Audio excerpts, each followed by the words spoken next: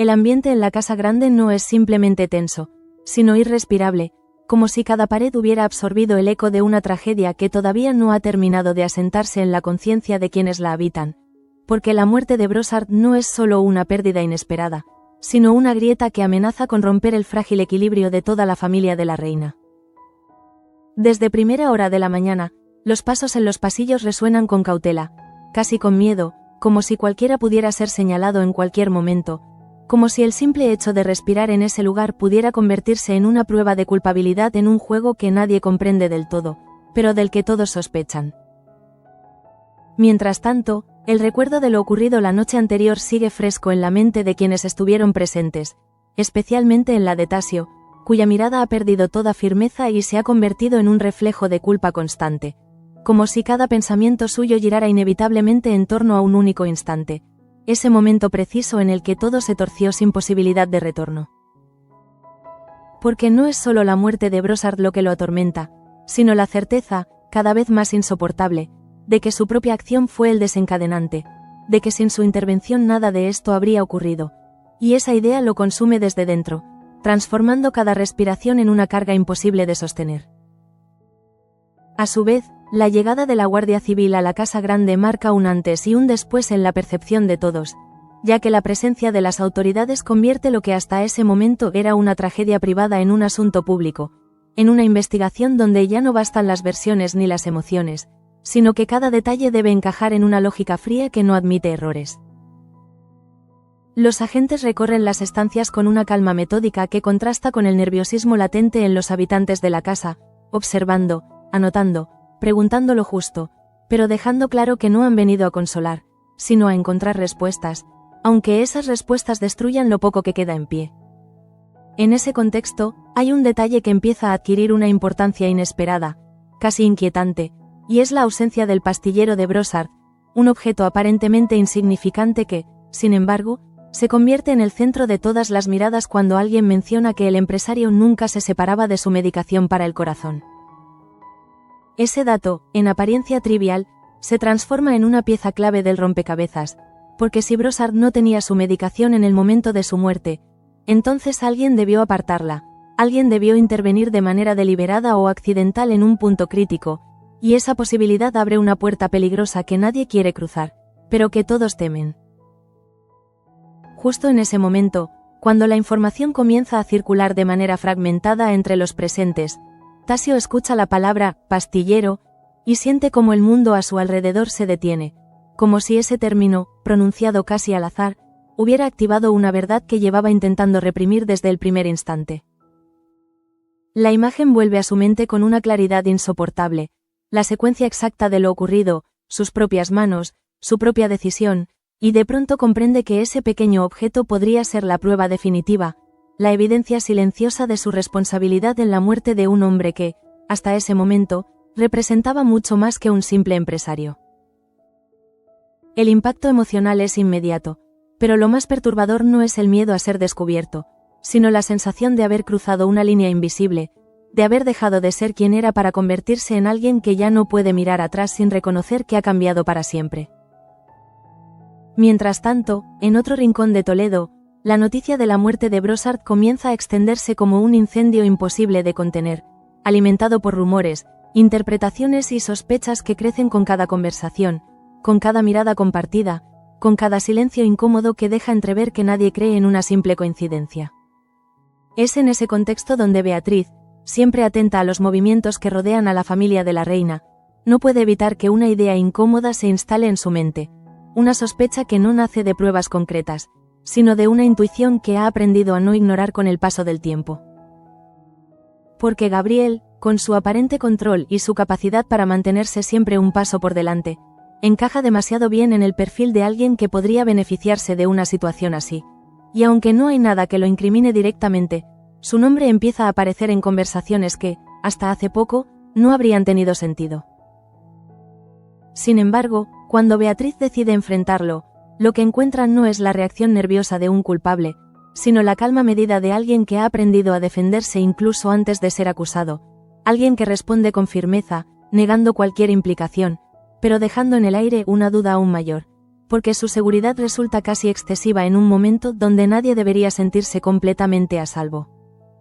Por su parte, en la casa de los Salazar, la vida intenta continuar con una normalidad que se siente forzada, casi artificial, como si organizar una comida familiar pudiera servir para alejar la sombra de lo ocurrido, para construir una ilusión de estabilidad en medio del caos que se extiende más allá de esas paredes. Nieves, aferrada a la idea de celebrar una nueva etapa, propone reunir a todos alrededor de una mesa, convencida de que compartir un momento así puede reforzar los lazos que la incertidumbre amenaza con romper. Pero su entusiasmo no es compartido por todos, especialmente por Pablo, cuya reacción revela una incomodidad que va más allá de una simple diferencia de opiniones. Porque para él, la presencia de Salva en ese contexto no es solo un detalle más, sino un elemento que altera el equilibrio que intenta mantener, una variable que no controla y que, por lo tanto, le genera una inquietud que no puede ocultar completamente, aunque finalmente decida aceptar la situación. Mientras tanto, en el dispensario, lejos del ruido de la investigación pero no de sus consecuencias, Mabel observa con atención la interacción entre Miguel y Claudia, percibiendo en sus gestos algo más que una simple relación profesional, algo que ninguno de los dos parece dispuesto a reconocer abiertamente. Miguel intenta restarle importancia, como si negar lo evidente pudiera protegerlo de repetir errores del pasado, como si mencionar a Marisol fuera suficiente para justificar su resistencia a avanzar, pero Mabel no comparte esa visión, porque entiende que aferrarse a lo que fue solo puede impedir lo que podría ser.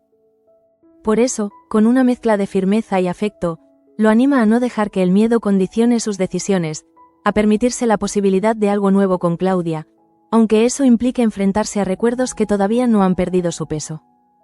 A su vez, en otro punto de la historia, Marta comienza a tomar conciencia de los rumores que circulan sobre Begoña y Eduardo, una información que no puede ignorar, no solo por lo que implica para la imagen de la familia, sino por las consecuencias emocionales que podría tener para quienes están involucrados. Decide compartirlo con Andrés, consciente de que él necesita saberlo, pero también sabiendo que esa conversación no será sencilla, porque cada palabra puede abrir heridas que aún no han cicatrizado completamente. Cada insinuación puede convertirse en un detonante para conflictos que llevan tiempo latentes.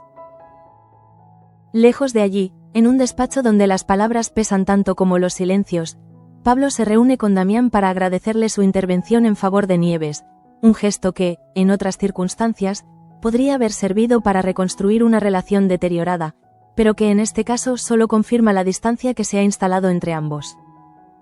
Porque el agradecimiento no implica reconciliación, y Pablo deja claro, sin necesidad de elevar la voz, que no tiene intención de retomar la amistad que compartieron en el pasado, como si cerrar esa puerta fuera la única forma de mantener el control sobre su propia vida en un entorno cada vez más impredecible.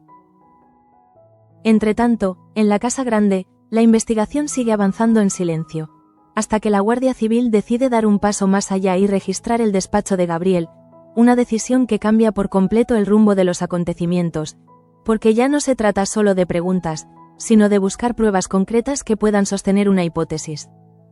El registro se lleva a cabo con precisión, sin dramatismos, pero con una determinación que deja claro que no es un trámite más, sino un momento clave en la investigación, un punto donde cualquier hallazgo puede alterar el equilibrio de fuerzas dentro de la historia.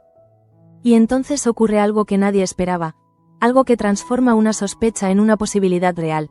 porque debajo del escritorio, oculto en un lugar donde no debería estar, aparece el pastillero de Brossard, ese objeto que horas antes parecía una simple ausencia y que ahora se convierte en una presencia imposible de ignorar.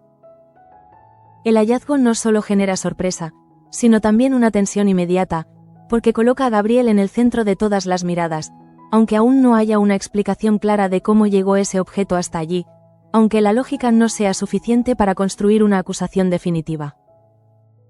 Pero lo más importante no es lo que se demuestra en ese instante, sino lo que se sugiere, lo que se insinúa entre líneas, porque en un entorno donde la confianza ya está debilitada, encontrar una pieza como esa en el lugar menos esperado es suficiente para sembrar una duda que será difícil de erradicar.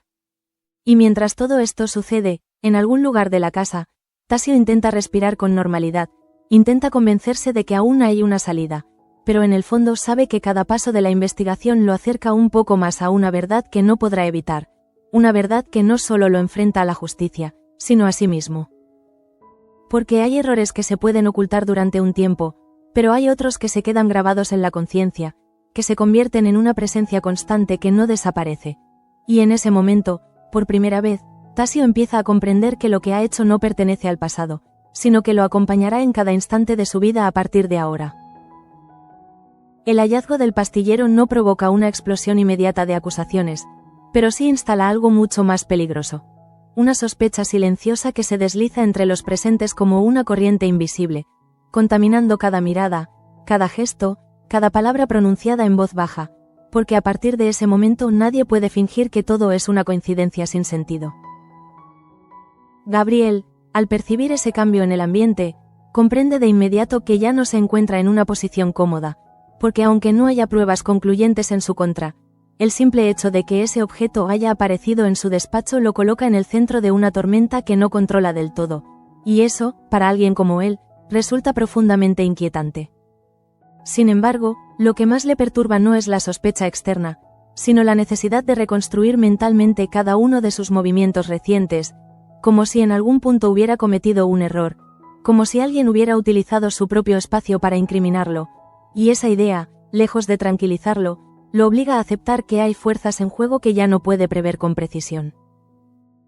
Mientras tanto, la Guardia Civil continúa su labor sin dejarse influir por las tensiones internas de la familia, manteniendo una distancia profesional que, paradójicamente, aumenta la incomodidad de todos, porque su neutralidad impide que nadie pueda anticipar cuál será el siguiente paso, cuál será la próxima pregunta o qué conclusión están empezando a construir en silencio.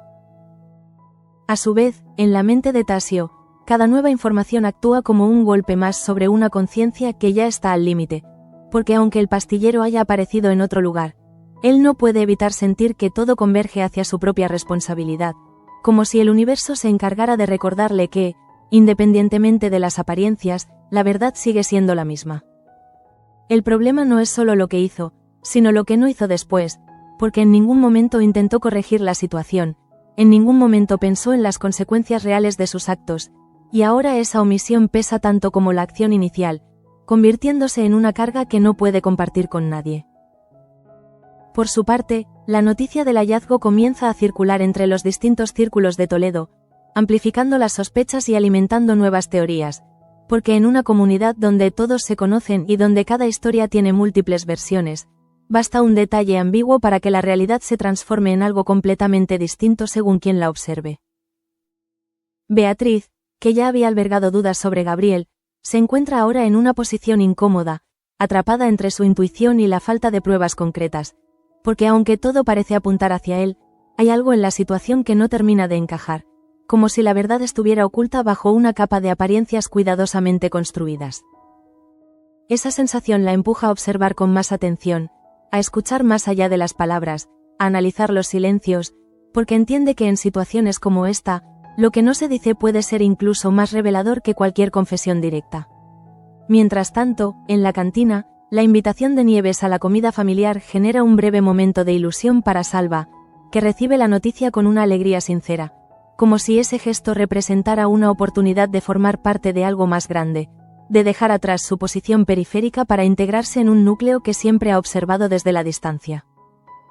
Sin embargo, esa alegría se desvanece con rapidez cuando Pablo lo llama a su despacho, porque el tono de la convocatoria no deja lugar a dudas. No se trata de una conversación amistosa, sino de un interrogatorio encubierto, una evaluación de su lugar en el mundo y, sobre todo, de sus aspiraciones.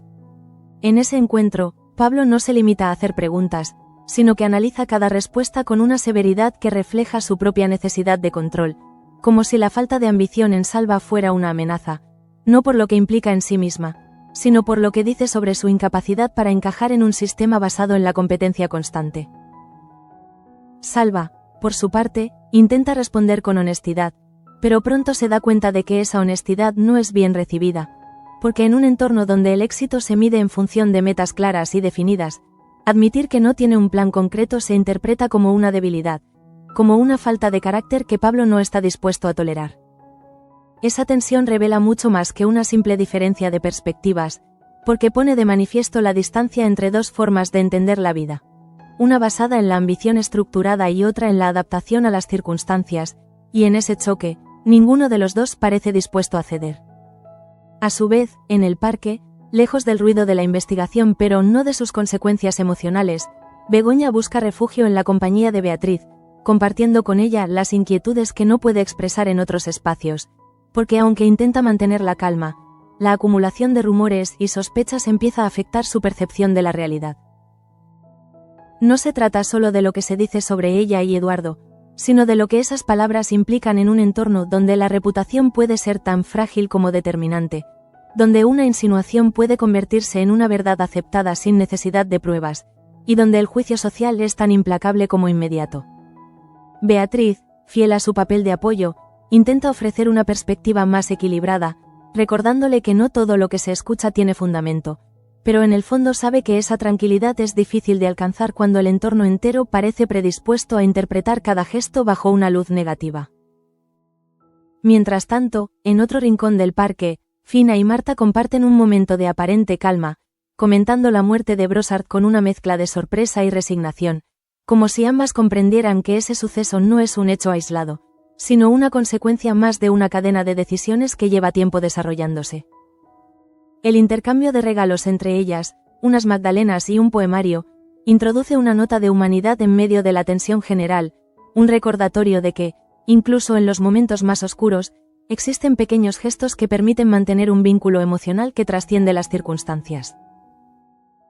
Sin embargo, esa calma es engañosa, porque en el interior de Marta se agita una culpa que no puede ignorar, una sensación de haber traicionado la confianza de Fina al ocultarle la llamada de Bianca, una omisión que, aunque justificada en su mente, comienza a pesarle de una manera cada vez más evidente.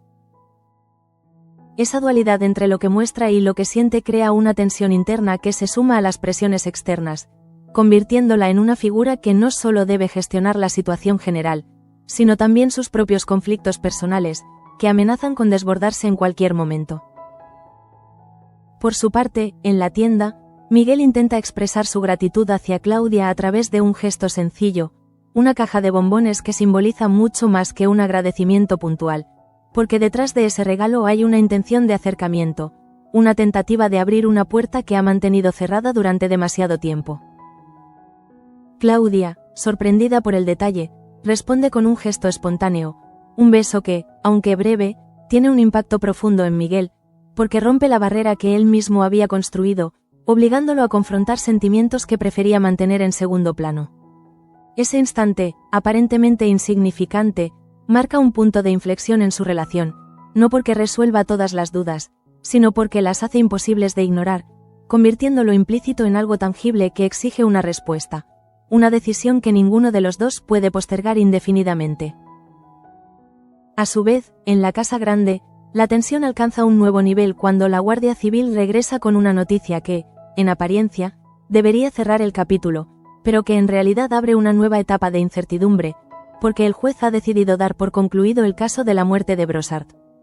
Esa decisión, lejos de traer alivio, genera una reacción ambivalente, porque aunque elimina la presión inmediata de la investigación, también deja muchas preguntas sin respuesta, muchas dudas que no han sido resueltas y que seguirán presentes en la mente de quienes vivieron los hechos de cerca. Para algunos, el cierre del caso representa una oportunidad de pasar página, de reconstruir una normalidad que ha sido profundamente alterada, pero para otros, como Tasio, es todo lo contrario, porque la ausencia de una resolución oficial no elimina la verdad personal que lo atormenta, esa certeza interna que no depende de lo que dicte un juez.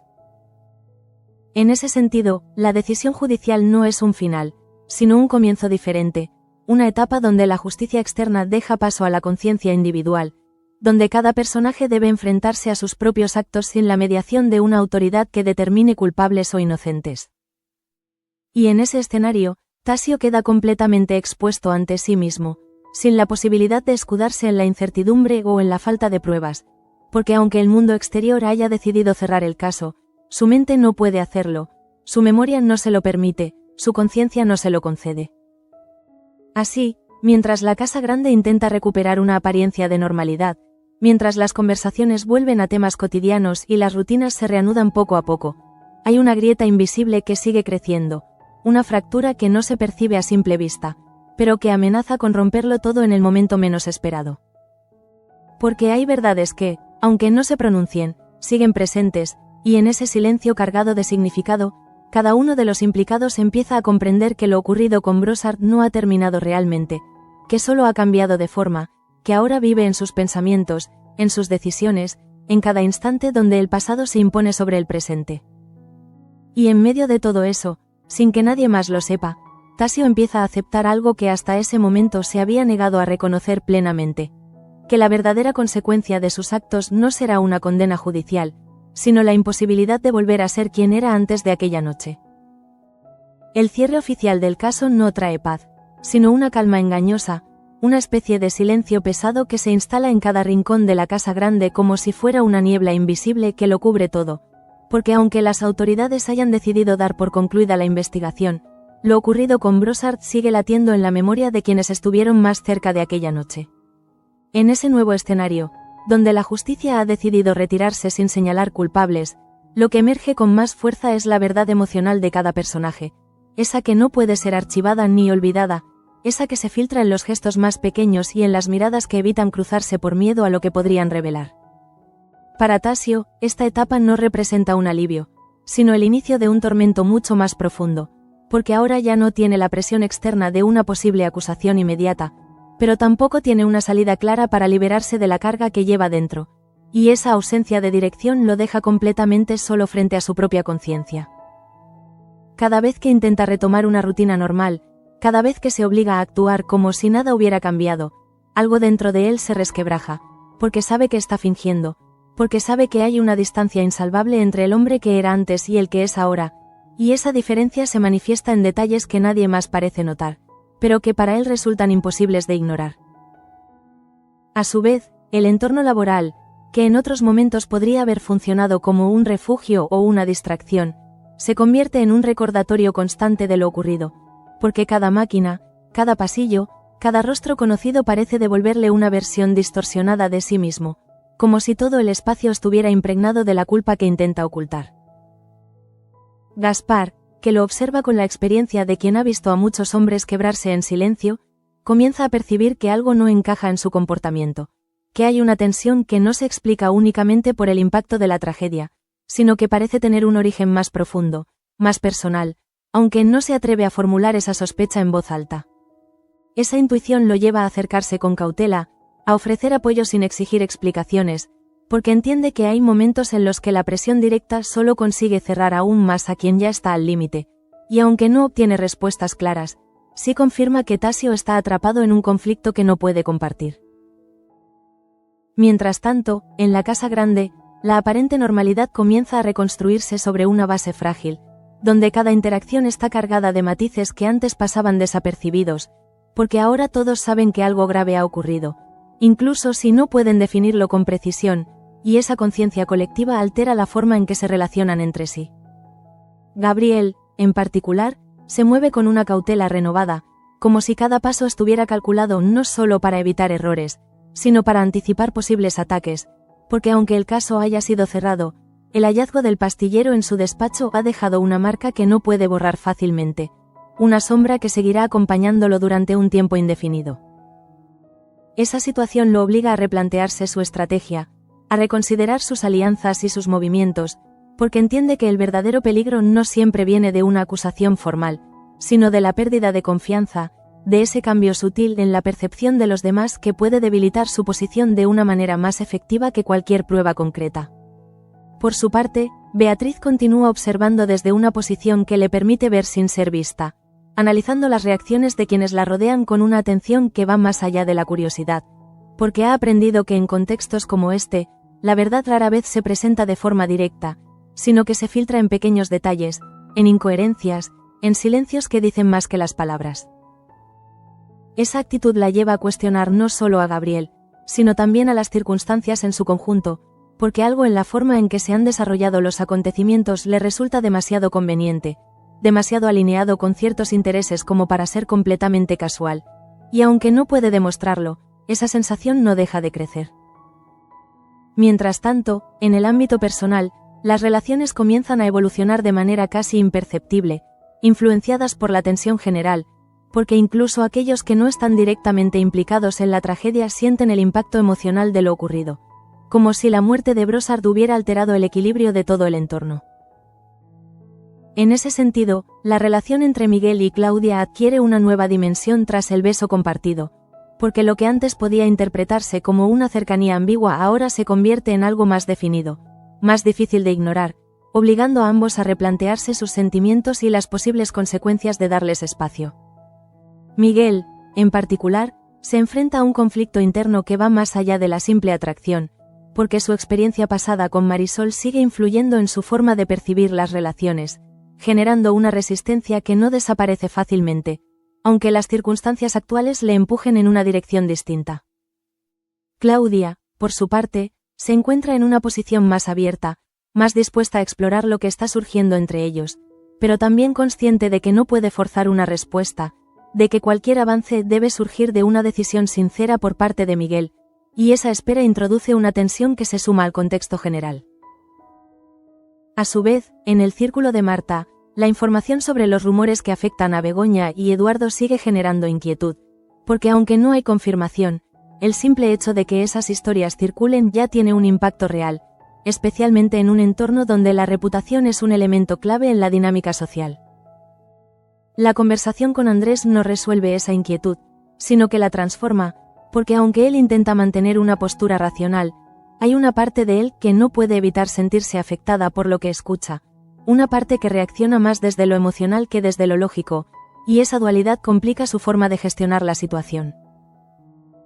Mientras tanto, Marta sigue lidiando con su propia culpa, no solo por la información que comparte, sino también por la que decide ocultar, porque la llamada de Bianca representa un secreto que podría alterar el equilibrio de su relación con Fina, y esa conciencia la coloca en una posición incómoda, donde cada decisión implica una renuncia. Esa acumulación de tensiones personales refleja una realidad más amplia, que la tragedia no solo afecta a quienes están directamente implicados, sino que actúa como un catalizador que acelera procesos internos, que obliga a los personajes a enfrentarse a verdades que habían pospuesto o ignorado. Por su parte, en la familia de los Salazar, la preparación de la comida propuesta por Nieves continúa adelante, pero el ambiente que la rodea está lejos de ser festivo, porque la aceptación de Pablo no elimina su incomodidad, ni resuelve las dudas que tiene sobre la presencia de Salva en ese contexto. Esa tensión se manifiesta en pequeños gestos, en miradas que evitan coincidir, en silencios que se prolongan más de lo necesario, creando una atmósfera donde cada interacción parece estar cargada de un significado adicional, como si todos fueran conscientes de que hay algo que no encaja, aunque no sepan exactamente qué es. Salva, atrapado en medio de esa dinámica, intenta mantener una actitud positiva, pero no puede evitar percibir la distancia que lo separa de los demás, esa sensación de no pertenecer completamente, de ser evaluado constantemente sin tener claro cuál es el criterio que se utiliza para juzgarlo. A su vez, Pablo sigue observándolo con una mezcla de escepticismo y exigencia, como si estuviera esperando una señal, una prueba de que Salva tiene la determinación necesaria para ocupar un lugar en su mundo, y esa expectativa genera una presión que resulta difícil de sostener para alguien que no se define por la ambición tradicional. Mientras tanto, en el trasfondo de todas estas historias, la figura de Brossard sigue presente, no como un personaje activo, sino como una ausencia que condiciona el comportamiento de todos, porque su muerte ha dejado preguntas sin respuesta, pero también ha revelado dinámicas que antes permanecían ocultas. En ese sentido, el verdadero impacto de su desaparición no se mide en términos de investigación o de consecuencias legales, sino en la forma en que ha alterado las relaciones, en cómo ha expuesto las fragilidades de cada personaje, obligándolos a confrontar aspectos de sí mismos que preferirían mantener ocultos. Y en medio de todo eso, Tasio continúa su lucha interna, cada vez más consciente de que no puede seguir ignorando lo que siente, de que tarde o temprano tendrá que tomar una decisión, ya sea para enfrentar las consecuencias de sus actos o para seguir viviendo con una carga que amenaza con consumirlo por completo. Porque hay momentos en los que el silencio deja de ser una opción, en los que la verdad, por dolorosa que sea, se convierte en la única salida posible, y aunque Tasio aún no ha llegado a ese punto, cada paso que da lo acerca un poco más a esa frontera donde ya no podrá seguir escondiéndose de sí mismo. La sensación de que todo ha quedado en suspenso, de que la verdad ha sido aplazada pero no eliminada, empieza a manifestarse de forma más intensa a medida que pasan las horas, porque cuando una historia no se cierra correctamente, no desaparece, sino que se transforma en una presencia constante que condiciona cada decisión, cada pensamiento, cada gesto que parece cotidiano pero que en realidad está cargado de significado. En ese contexto, la casa grande se convierte en un escenario donde la normalidad es solo una representación, una especie de teatro donde cada personaje interpreta su papel intentando convencer a los demás, y a sí mismo, de que lo ocurrido puede quedar atrás, aunque en el fondo todos saben que eso no es cierto. Tasio, en particular, comienza a experimentar una fractura interna que ya no puede contener, porque lo que antes era una culpa silenciosa ahora se convierte en una presión constante que se manifiesta incluso en los momentos más insignificantes, como si su mente se negara a concederle un solo instante de descanso. Cada vez que alguien menciona el nombre de Brossard, aunque sea de forma indirecta, siente cómo su cuerpo reacciona de manera involuntaria, cómo su respiración se altera, cómo su mirada se desvía, como si temiera que cualquier gesto pudiera delatar lo que intenta ocultar con tanto esfuerzo. Pero lo más devastador no es la posibilidad de ser descubierto, sino la certeza de que, incluso si nadie más llega a saber la verdad, él ya no puede ignorarla, ya no puede convencerse de que lo ocurrido fue un accidente sin consecuencias, porque en su interior ha dejado de existir esa zona de ambigüedad que le permitía respirar. Mientras tanto, en el entorno de la familia de la reina, las relaciones comienzan a tensarse de una manera más evidente, porque la ausencia de una conclusión clara en el caso de Brossard ha dejado espacio para que las dudas se multipliquen, para que las sospechas se expandan sin control, afectando incluso a quienes en principio no tenían relación directa con los hechos. Gabriel, consciente de que su nombre sigue circulando en ese espacio ambiguo entre la sospecha y la falta de pruebas, adopta una actitud aún más calculada, midiendo cada palabra, cada reacción, como si supiera que en este momento cualquier error, por pequeño que sea, podría ser utilizado en su contra. Sin embargo, esa estrategia tiene un coste, porque la necesidad de controlar cada detalle lo vuelve más rígido, más distante, y esa distancia no pasa desapercibida para quienes lo rodean, que empiezan a percibir una frialdad que no se explica únicamente por las circunstancias, sino que parece formar parte de algo más profundo.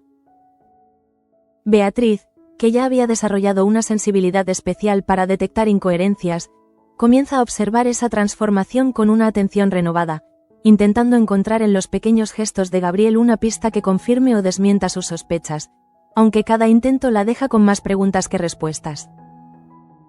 A su vez, en el plano emocional, Begoña se encuentra en una posición cada vez más compleja, porque los rumores que la afectan no solo tienen un impacto externo, sino que empiezan a influir en su propia percepción de sí misma, generando una inseguridad que no había experimentado con tanta intensidad anteriormente. La conversación con Beatriz le ha ofrecido un cierto alivio, pero no ha resuelto el problema de fondo, porque el juicio social no desaparece con una simple aclaración, y en un entorno donde las apariencias tienen tanto peso, la duda puede ser tan dañina como una acusación directa. Esa situación la obliga a replantearse su lugar dentro de la familia y dentro de la comunidad, a cuestionar hasta qué punto puede seguir actuando con la misma naturalidad de antes, o si necesita adoptar una postura más defensiva para protegerse de un entorno que ya no percibe como completamente seguro. Mientras tanto, en el parque, el recuerdo del encuentro entre Marta y Fina adquiere un nuevo significado a medida que Marta reflexiona sobre lo ocurrido, porque el intercambio de regalos, que en su momento parecía un gesto sencillo, ahora se convierte en un símbolo de la confianza que existe entre ellas, una confianza que se ve amenazada por el secreto que Marta ha decidido mantener.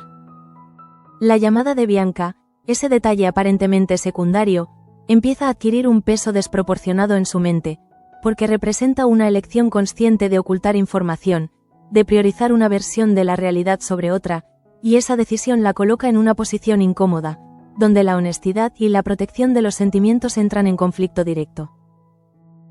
Esa tensión interna se refleja en su comportamiento, en la forma en que evita ciertos temas, en la manera en que responde a las preguntas de Fina, generando pequeñas fisuras que, aunque todavía no son evidentes, podrían convertirse en problemas mayores si no se abordan a tiempo. Por su parte, en el ámbito de Miguel y Claudia, el beso compartido comienza a tener consecuencias más profundas de lo que ambos habían anticipado, porque aunque en un primer momento intentan actuar como si nada hubiera cambiado, la realidad es que ese gesto ha alterado la dinámica entre ellos de manera irreversible. Miguel, atrapado entre su deseo de avanzar y su miedo a repetir errores, se encuentra en una especie de parálisis emocional, donde cada posible decisión parece tener un coste demasiado alto, mientras que Claudia, aunque más abierta, empieza a percibir esa indecisión como una barrera que no sabe si podrá superar. Esa diferencia de ritmos genera una tensión que no se manifiesta de forma explícita, pero que se percibe en los silencios, en las miradas que duran más de lo necesario, en las palabras que se quedan a medio camino, creando una atmósfera donde lo no dicho pesa tanto como lo expresado. A su vez, en la familia Salazar, la comida organizada por Nieves se convierte en un evento cargado de expectativas y tensiones, porque aunque la intención inicial era celebrar una nueva etapa, la realidad es que las dinámicas internas no han cambiado lo suficiente como para sostener esa ilusión sin fisuras. Pablo, que había aceptado la presencia de Salva, mantiene una actitud vigilante, como si estuviera esperando el momento en que el cantinero demuestre si es digno de formar parte de ese entorno, y esa expectativa crea una presión que se hace evidente en cada interacción, en cada comentario aparentemente inocente que esconde una evaluación constante. Salva, por su parte, intenta adaptarse, pero no puede evitar sentir que está siendo examinado, que cada una de sus respuestas es analizada en busca de señales que confirmen o desmientan su valía, y esa sensación de estar siempre bajo juicio termina afectando su naturalidad, generando una inseguridad que antes no era tan evidente. Mientras tanto, en un plano más general, la ausencia de una resolución clara en el caso de Brossard sigue actuando como un elemento desestabilizador, porque aunque oficialmente el asunto esté cerrado, la percepción colectiva es que hay algo que no se ha dicho, algo que permanece oculto, y esa intuición compartida crea un ambiente de desconfianza que se extiende más allá de los implicados directos. En ese sentido, la verdadera consecuencia de la investigación no es la identificación de un culpable, sino la transformación de la dinámica social, la instalación de una duda permanente que afecta la forma en que los personajes se relacionan entre sí, que introduce una distancia que antes no existía, incluso en vínculos que parecían sólidos. Y en medio de todo eso, Tasio se acerca cada vez más a un punto de ruptura, porque la acumulación de tensión interna, sumada a la presión externa, empieza a superar su capacidad de contención, generando momentos en los que su comportamiento se vuelve errático, en los que su mente parece desconectarse de la realidad inmediata. Es en uno de esos momentos, aparentemente insignificante, cuando comprende que no podrá sostener esa situación por mucho más tiempo, que el esfuerzo de fingir normalidad está agotando sus recursos emocionales, que la única salida posible pasa por enfrentar la verdad, aunque eso implique consecuencias que no puede prever completamente. Sin embargo, esa toma de conciencia no se traduce inmediatamente en una acción concreta, porque entre reconocer la necesidad de actuar y dar el paso hay una distancia enorme, una barrera construida por el miedo, por la incertidumbre, por la falta de un camino claro que le permita visualizar un desenlace que no sea completamente destructivo. Por eso, en lugar de actuar, Tasio sigue atrapado en ese estado intermedio, donde la verdad está presente pero no se expresa, donde la culpa se siente pero no se comparte, donde cada instante se convierte en una lucha entre lo que sabe que debería hacer y lo que teme hacer. Y así, mientras la Casa Grande y el resto de Toledo intentan reconstruir una normalidad que nunca volverá a ser la misma, las tensiones continúan acumulándose en silencio, preparándose para un momento en el que ya no podrán ser contenidas, un momento en el que todo lo que ha sido reprimido encontrará finalmente una forma de salir a la luz. Porque en historias como esta, donde las verdades se ocultan bajo capas de silencio, el verdadero peligro no es lo que ya se sabe, sino lo que aún está por descubrirse, lo que se esconde en los márgenes, esperando el instante adecuado para revelarse y cambiarlo todo de manera irreversible. El aparente cierre del caso no logra devolver la estabilidad, sino que abre un espacio aún más inquietante donde las emociones ya no están contenidas por la urgencia de los hechos, sino que se expanden con libertad, obligando a cada personaje a enfrentarse a las consecuencias internas de lo ocurrido, esas que no dependen de una investigación ni de un veredicto, sino de la propia conciencia. En la Casa Grande, el ambiente adquiere una densidad casi insoportable, porque ahora que la presión externa ha desaparecido, lo que queda es una acumulación de tensiones que ya no pueden ser desplazadas hacia un enemigo común, sino que comienzan a manifestarse en las relaciones más cercanas, en los vínculos que deberían ofrecer seguridad pero que, en ese momento, se sienten frágiles e inciertos. Tasio, incapaz de sostener por más tiempo la dualidad entre lo que muestra y lo que siente, empieza a experimentar una especie de desgaste emocional que se refleja en su forma de moverse, en su dificultad para concentrarse en tareas simples, en la manera en que evita cualquier conversación que pueda acercarse, aunque sea de forma tangencial, al tema de Brossard. Cada intento de retomar la normalidad se convierte en una prueba fallida, porque la rutina ya no tiene el mismo efecto tranquilizador, sino que actúa como un recordatorio constante de lo que ha cambiado, de lo que no puede deshacerse, de esa verdad que sigue creciendo dentro de él hasta ocupar cada espacio de su pensamiento. En ese proceso, empieza a comprender que el verdadero problema no es el acto en sí, sino la incapacidad de integrarlo en su identidad, de aceptar que forma parte de su historia sin que eso implique una destrucción total de sí mismo, y esa lucha lo coloca en un estado de vulnerabilidad que lo acerca peligrosamente a un punto de quiebre.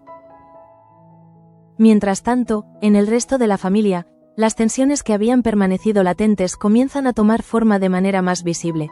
porque la muerte de Brossard ha actuado como un catalizador que acelera conflictos que ya existían, obligando a los personajes a posicionarse, a tomar decisiones que antes podían evitar. Gabriel, consciente de que su imagen ha sido dañada, intenta reconstruir su posición a través de una actitud calculadamente distante, como si la frialdad pudiera funcionar como un escudo frente a las sospechas, pero esa estrategia tiene un efecto contrario al esperado, porque en lugar de disipar las dudas, las intensifica, al generar una sensación de falta de transparencia que resulta difícil de ignorar. Esa percepción no se basa en hechos concretos, sino en una acumulación de detalles que, tomados en conjunto, crean una imagen que no inspira confianza, y aunque nadie lo acusa abiertamente, su figura empieza a ocupar un lugar incómodo dentro del entorno, como si fuera un elemento que no termina de encajar en la narrativa que los demás intentan construir para dar sentido a lo ocurrido.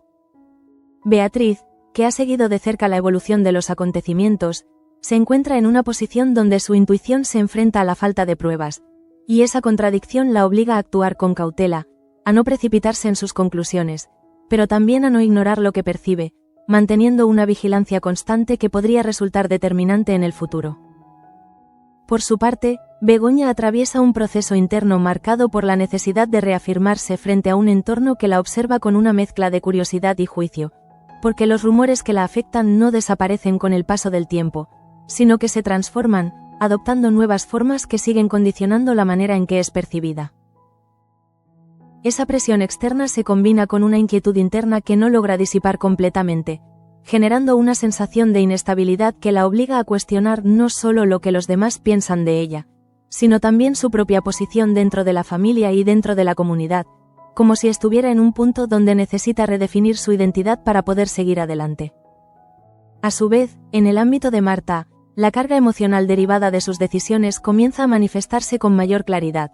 porque el secreto que ha decidido mantener respecto a la llamada de Bianca ya no puede ser ignorado como un detalle menor, sino que adquiere un peso que influye en su relación con Fina, introduciendo una distancia que, aunque todavía no es evidente, amenaza con crecer si no se aborda de manera directa. Ese conflicto interno se suma a las tensiones externas, creando una situación donde Marta se encuentra dividida entre la necesidad de proteger a quienes le importan y la obligación de ser honesta, una dualidad que no puede sostener indefinidamente sin que tenga consecuencias en sus vínculos más cercanos. Mientras tanto, la relación entre Miguel y Claudia sigue evolucionando en un terreno ambiguo, donde el acercamiento emocional se ve condicionado por las dudas de él y por la paciencia de ella, generando una dinámica en la que cada gesto adquiere una importancia desproporcionada, como si ambos fueran conscientes de que cualquier decisión puede definir el rumbo de lo que están construyendo. Esa situación, aunque más íntima, no está completamente aislada del contexto general, porque el ambiente de incertidumbre que rodea a todos influye también en su forma de relacionarse, introduciendo una cautela que no siempre es compatible con la espontaneidad que una relación emergente necesita para desarrollarse. En paralelo, la comida en casa de los Salazar, que en un principio se planteaba como una celebración, se convierte en un espacio donde las tensiones subyacentes se hacen evidentes de manera sutil, a través de comentarios, de silencios, de miradas que reflejan más de lo que las palabras se atreven a expresar. Pablo, incapaz de abandonar su postura de control, continúa evaluando a Salva con una severidad que deja poco margen para la naturalidad, mientras que Salva, consciente de esa evaluación, intenta adaptarse sin perder su esencia, generando una interacción que está lejos de ser cómoda para cualquiera de los implicados.